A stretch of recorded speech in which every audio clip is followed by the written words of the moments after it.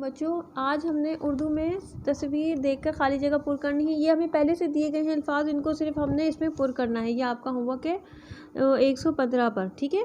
ये आपकी उर्दू की किताब है, पहला कदम उर्दू वर्कबुक बराए प्रैप।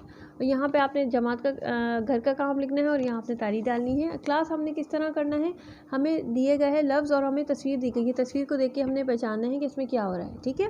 जैसे कि रो रहा है, डैश दे दिया। क्या रो रहा है? दादी, दादी नहीं रो रही। बच्चा या चूज़ा, क्या रो रहा है? बच्चा। तो ये बच्चा सही अल्फाज है, इस पर हमने टिक लगाया और यही बच्चा हमने यहाँ लिख दिया, ठीक है। 3 नुक्ते। इसी तरह ये चाचा की डैश है। अब ये दादा की गाड़ी है, चाबी है या मुर्गी है? गाड़ी है ना, तो गाड़ी को हमने टिक लगाया और यहाँ पे लिख दिया इसी तरह गाड़ी, गा पली गा डे छोटी बड़ी गाड़ी। इसी तरह फूल का रंग डैश है। फूल का रंग नीला है? नहीं। काला भी नहीं है, पीला, हाँ पीला है। तो पीले को हमने यहाँ टिक लगाया और ये पीला हमने यहाँ लिख दिया। पे के नुक्ते और ये के नुक्ते, ठीक है। ये आपा की डैश है। ये आपा की रोटी है, चाय है या मूली है? नहीं, चाय है। तो क्योंकि तस्वीर देख के हमें समझ आ रहा है, तो हमने चाय पे टिक लगाया। चे अलिफ चा, हमजा बड़ी ये चाय हमने यहाँ लिख दिया।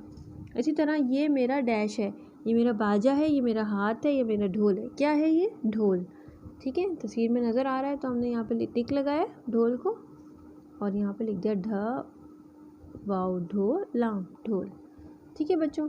ये आज आपका काम है। अगले सबक के लिए मैं आपको खुदा हाफिज़ कहती हूँ। अपना बहुत सारा ख्याल रखिएगा। अल्लाह हाफिज़।